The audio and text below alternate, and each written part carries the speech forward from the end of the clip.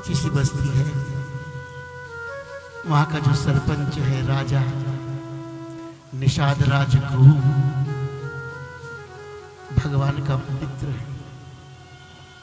अयोध्या आता था दर्शन, उसे पता लगा, दौड़ कर आया, भेंट रखकर जमीन पर गिर पड़ा।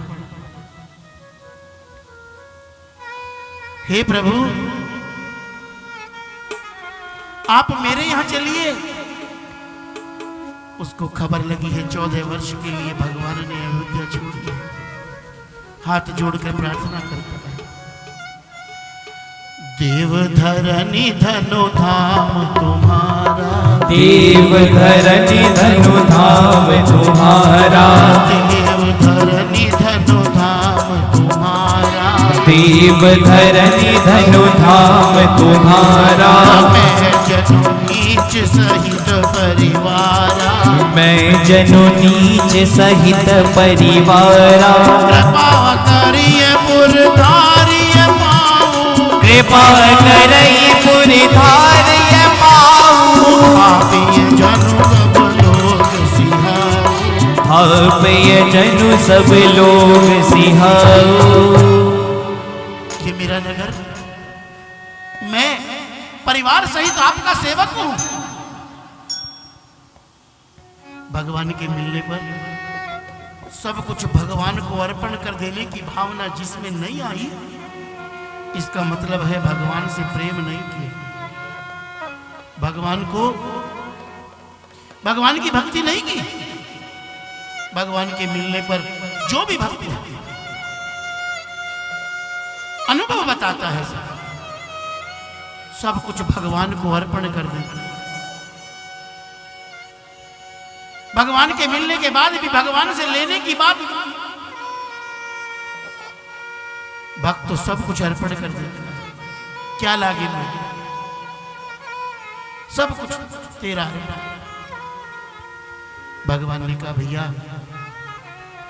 प्रण है, नगरपुर ग्राम में पांव नहीं रखे। वहीं उसने बहुत सुंदर कुटी बनाई। रात्रि हुई, चारों तरफ उसने अपने भील साथियों को लगा दिया,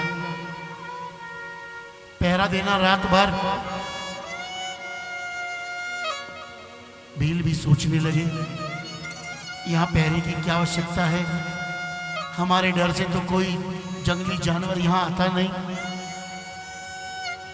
लेकिन भील जान गया है, सो गए थे तो भगवान रात्रि में छोड़कर चले गए। इसीलिए खुद भी लक्ष्मण जी के साथ जागकर सारी रात पहरा देता रहा।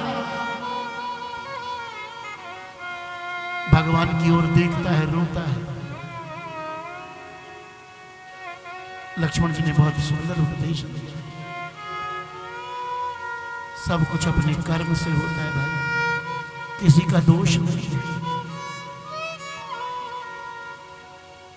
ऐसा इनका कौन सा कर्म है जो, भाई इनका कर्म, दुख इन्हें थोड़े हो रहा है, ये तो आनंद से सो रहे हैं, दुख तो तुझे हो रहा है। तेरा कोई कर्म ऐसा ना होगा, दुख सुख तो कर्म से मिलते। बहुत सुंदर उपदेश लक्ष्मण जी का दिया। सुबह हुई, भगवान उठे, बट वृक्ष के दूध से भगवान ने जब अपनी जटाएं बनाई, वनवासियों की तरह सुमंत्र जी रोने लगे, सारे लोग रोने। वो राजसी जटाएं आज वनवासियों की तरह बनाई जा रही है।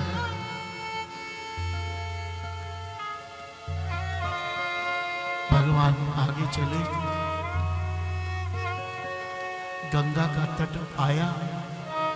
भगवान ने सुमंत्र जी के हाथ जोड़ लिए, अब आप यहां से लौट जाओ। सुमंत्र जी ने बहुत समझाया, जानकी जी के लिए भी कहा, एक नहीं चली। भगवान ने निरुत्तर कर दिया। सुमंत्र जी यहां से लौटे, गंगा का तट आ गया है, पार जाना है। एक नाव खड़ी हुई है सर, केवट बैठा हुआ है। भगवान को देखकर भी उठा नहीं, उठकर नहीं आया। ठाकुर आगे बढ़े, मांगी नाव न केवट आना, मांगी नाव न केवट आना, कही तुम्हार मरम में जाना, कही तुम्हारे मरम में जाना। छुअत सिला भाई नारी सुहाई, छुअत सिला वही नारी सुहाई, पाहन देन काट कठनाई, पाहन तेन काठ कठनाई। कहे ही तुम्हार मरम में जाना। कितने बड़े बड़े पात्र मिले हैं साहब। जनक जैसे परम ज्ञानी,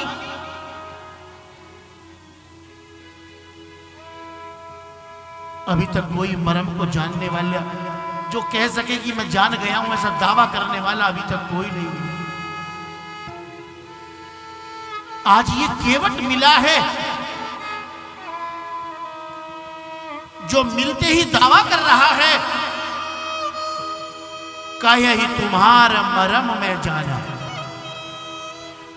रामचरितमानस में बहुत बार प्रयोग हुआ है शब्द मरम, शायद 247 बार प्रयोग हुआ है मरम शब्द, लेकिन अधिकांशतः ना जानने के लिए हुआ है।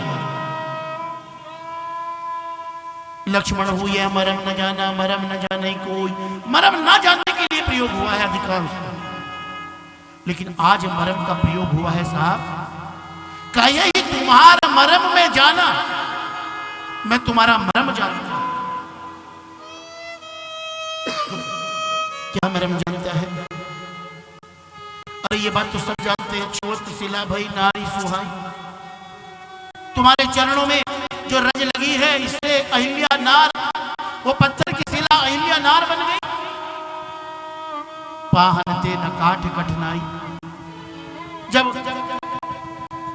पत्थर की शिला अहिल्या बन गई तो मेरी तो लकड़ी की नाव है, और लकड़ी की नाव भी पानी में पड़ी रहती है और भी कोमल हो गई है।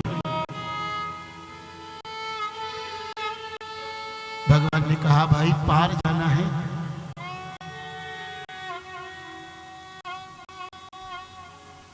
नाव नहीं ला रहा है। देखो कितनी विचित्र बात है। जासु नाम सुमिरत एक बारा, जासु नाम सुमिरत एक बारा, उतरहि नर भव सिंधु अपारा, उतरहि नर भव सिंधु अपारा। सोई कृपाल के वटहि निहोरा, सोई कृपाल के वटहि निहोरा, ये जग किए तिहु भगवत तोरा। जिसने अपने 3 पग से इस जग को थोड़ा कर दिया, नाप लिया सारे ब्रह्मांड को 2 पगों में। आज वही केवट के निहोरे कर रहा है।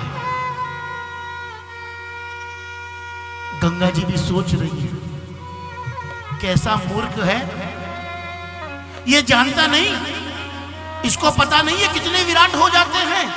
एक पग में आकाश में पहुंच गए, गंगा को मापना कौन सी बड़ी बात है। गंगा सोच रही है कितना मूर्ख है केवट, जानता नहीं है, पहचान नहीं रहा है, कह रहा है मैं तुम्हारा मरम जानता हूं। क्या जानता है इनके बारे में? इनके पांव मैंने देखे हैं, एक पग में इन्होंने सारी सृष्टि को माप लिया। गंगा जी भी उत्सुकता से देख रही है। प्रभु जब तक आप मुझसे चरण पखारने के लिए नहीं कहेंगे, कितना दृढ़ है, अपनी तरफ से नहीं कह रहा मैं आपके चरण पखारना चाहता हूं ना,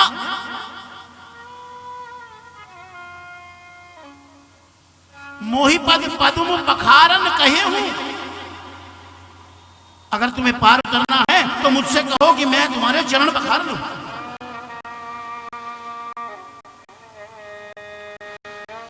लक्ष्मण जी को बड़ा क्रोध आ रहा है। आज तक लक्ष्मण जी ने ऐसा अशिष्ट नहीं देखा कोई। लक्ष्मण जी का हाथ बार बार बाण की तरफ जाता है। केवट कहता है भले ही मुझे लक्ष्मण जी मार दे, डरता भी नहीं है, मरम जानता है, कोई भय इसके मन में नहीं है भगवान से। भगवान से कहता है अगर चरण ना दुलवाने हो तो यहां एक घाट से तोरिक दूर आहे, कट लग जल हो ये दिखाई है उनकी। चलो इस घाट से थोड़ी दूर कमर तक जल है, मैं आपको दिखा दूं, आपको मैं पार करा दूंगा।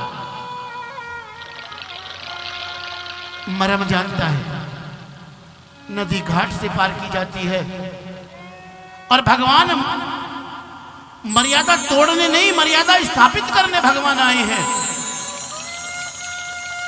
छोड़ के नहीं जा सकते। खुद आए हैं कृपा करने के लिए, इसलिए दृढ़ है, कहता है मैं हमारा मरम जानता हूं। जब तुम किसी पर कृपा करते हो ना, विभीषण जी कहते हैं यद्यपि सकाता वो इच्छा नहीं, लेकिन भगवान कहते हैं मोर दरस अमोघ जगमाई।